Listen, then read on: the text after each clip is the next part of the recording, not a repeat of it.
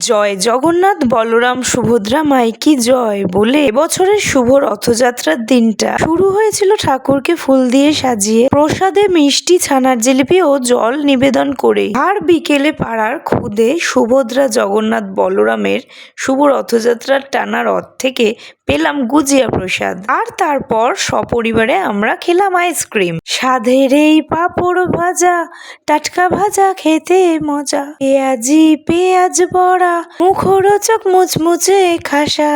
এসব ভাজাভুজি ভাজা স্টার্ট হয়ে গেল।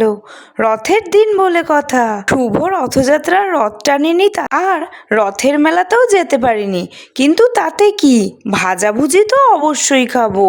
ডালের পাঁপড়, পেঁয়াজি, সাবুর পাঁপড়, বাড়িতেই ভাজা হলো সবকিছু। তারপর সন্ধ্যের দুধ চা আর বেকারির বাদাম বিস্কুট সাথে ছিল। ভাবেই কাটলো আনন্দের রথযাত্রার মুখরোচক সন্ধ্যা।